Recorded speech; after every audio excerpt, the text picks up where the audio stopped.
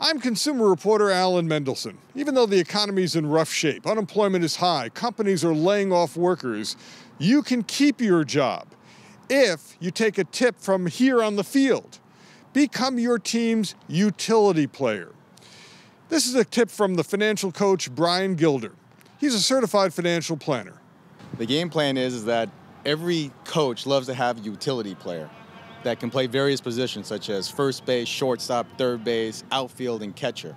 So a player who can play many positions well is more valuable to the team. Absolutely. It's like having 28 players instead of 25 players on a team. And when it comes down to cut time for a team, the role player will usually stay on the team versus a player who only can play one position.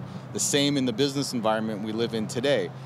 Companies are cutting jobs, and if you as an employee can do more positions in your company, such as understanding how the equipment works, doing more jobs, tasks for the company, initiating more work from your boss, you're more likely to stay on the team instead of getting cut from your team. So it's important to become a utility player, to be able to do different positions. The more valuable you are to your company, the more likely you're going to stay. What makes you different than all the other employees? If you can fill the position of 3 employees versus the other person only could do one position, you're more likely to stay on the team in today's environment.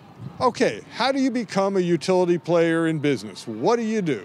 Well, first thing I would do is maybe think about more education, take a community college class, maybe taking the initiative to ask your boss for more work, saying you want to learn, show that enthusiasm that you want to be with this company. Also, you might want to think about reading up on your company manual about the software you're using so you're up to date, so when there's a problem, they can go to you as the go-to person. Also, you might even want to think about asking your union if there's any other courses you could take that they could pay for. What about more pay? Do you necessarily have to get more pay to do more jobs? It's a tough question in this economy. I think in today's economy, I think it's important to keep your job, and once you can show that you're a valuable role employee, I think then you'll be able to ask for a raise, because the economy eventually will come back. It's just going to take some time. You shouldn't rush for the raise now, even though you could do more jobs. No, I wouldn't rush for the raise because I want to keep my job and establish why I'm different than anyone else and become a valuable asset to my company. Then I'll ask for a raise. Find out more from the financial coach. Contact Certified Financial Planner Brian Gilder at 310-804-3767.